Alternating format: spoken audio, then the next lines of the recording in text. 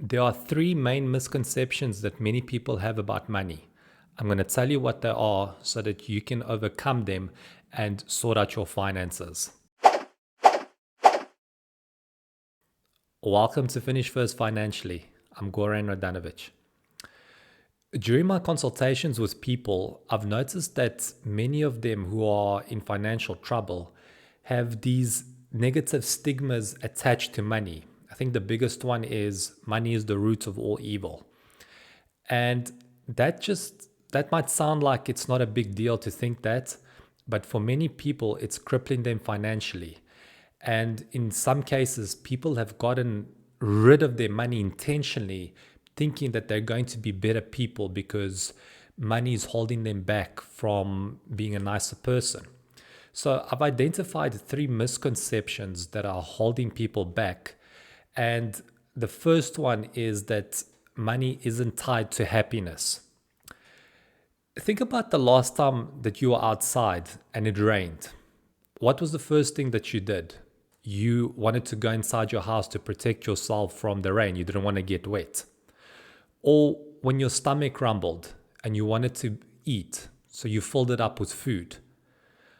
How about vacations when you wanted to go visit your family, to see them for the holidays, to spend time with them? And that's provided you a certain level of happiness, certain level of satisfaction. What is the common resource for all of those scenarios? Money. You needed money to travel to your family. You needed money for food. You needed money for shelter so that you weren't outside. So to say that money isn't tied to happiness it's just preposterous. Money will always bring you a certain level of happiness because it's a very valuable resource that enables you to do things that you otherwise wouldn't be able to do without it. Now, if you're a completely miserable person and you're ungrateful for everything, and now all of a sudden you get money, I'm not saying that you're now going to be happy for the rest of your life, but it does enable you to have the basic necessities and enable you to progress in life so that you can do the things that you want to do. And that's extremely important. So, money is a completely valuable resource that does provide you with a certain level of satisfaction, content, or happiness. Just think about the last time that your finances were completely out of control, that you weren't receiving a fixed income or you had just gotten laid off, your expenses were sky high and you weren't living below your means. How frustrated you were, how bothered you were with small things. And the root cause of all of that is because you had financial troubles. Now, if you sorted those problems out, you received peace in your soul. You just felt more relaxed. Everything seemed to be within your control. It seemed to be running smooth. Everything was going great. So money provided you with that level of satisfaction, that level of content or happiness.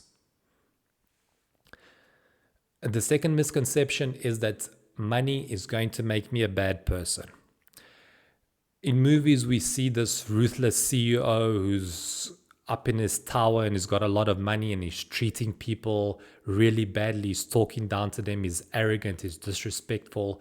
And somehow, throughout the years, we've gotten into our heads that if we come into money, now all of a sudden, we're going to be that ruthless CEO who's going to treat people badly. And what I've discovered about money is that money will make you more of what you already are. If you're a terrible person and you get money, you're most likely going to become even more arrogant, more pompous, and you're going to treat people even worse than what you already do. Whereas if you're a nice person, money will provide you with the resource to be an even nicer person.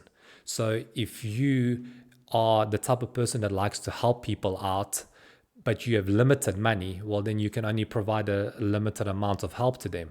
And now once you receive more money, you're able to provide even more help to those people in need. So money will just kind of magnify what you already are. And in my personal experience, the nicest people that I've met were actually the richest people that I've met. So To say that now you're going to become this, the pendulum is going to swing in the opposite direction, and now you're a nice person, you get money, you're going to be a worse person because of it. That's just not true. Those are definitely not my findings. So that's one misconception to get rid of ASAP in order to progress financially. And the third big misconception, which I think is holding so many people back, is that good debt exists. I couldn't disagree more. To me, there is no such thing as good debt. To me, debt is the number one enemy of financial freedom. As long as you have debt, you cannot progress financially. The fact that you have debt just shows that you bought something that you couldn't afford. So how can you say you have financial freedom because now you've got a house that's been mortgaged or you've got car finance? To be completely financially free, you need to get rid of debt. I don't believe good debt exists. Pay off your debt as soon as possible, because the sooner you lower your expenses, the more money you're able to dedicate to debt. And that's when you're really going to start living the life that you want. The Bible is right when it says that the borrower is slave to the lender.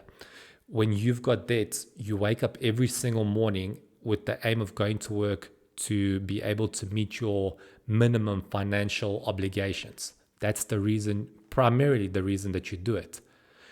Once you're out of debt, you go to work with a completely different mindset. You're concerned about building your wealth.